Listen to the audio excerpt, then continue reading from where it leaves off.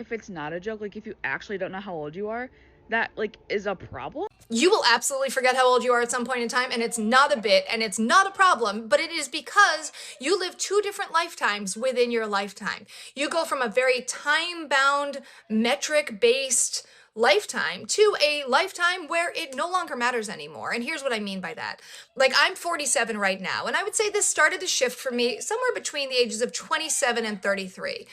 And when all of us are younger, when you're in elementary school, you're pretty much with only people your own age. High school and college, maybe people are a couple of years older, a couple of years younger. And then you get into the workforce and suddenly you'll realize that you're at like the beginning of like this huge age range of people. Like people all the way up to 60 are your peers every single day. And as you move through those ages, you'll realize that you're then hanging out with people who are much younger than you, maybe in their late 20s, all the way up to again in their 60s, even into their 70s.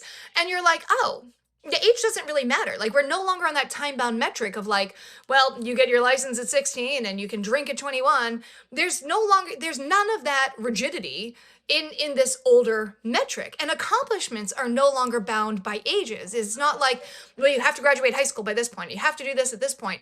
That also doesn't really matter. And so you will start to fade that into the background, and you'll start to just kind of embrace that the people that you're going to talk to every day are probably anywhere between 15 years younger to 15 years older. And sometimes you'll be people your own age and you won't have anything in common with them. And it also carries into motherhood. Like, I have a 7-year-old right now and I am 47.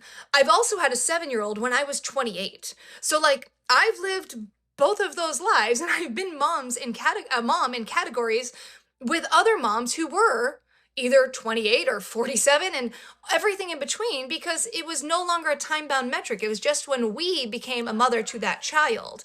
And so it starts to fade into the background. Now, I'm 47 now. But when I turned 38, I actually turned 38 twice because I had lost track. And it wasn't until my birthday that my best friend said, I think you're actually just turning 38 now. I don't think you're turning 39. Did the math. I was turning 38. So I've been 38 twice and 37 zero.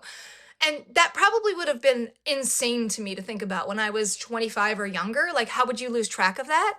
But age no longer becomes a thing.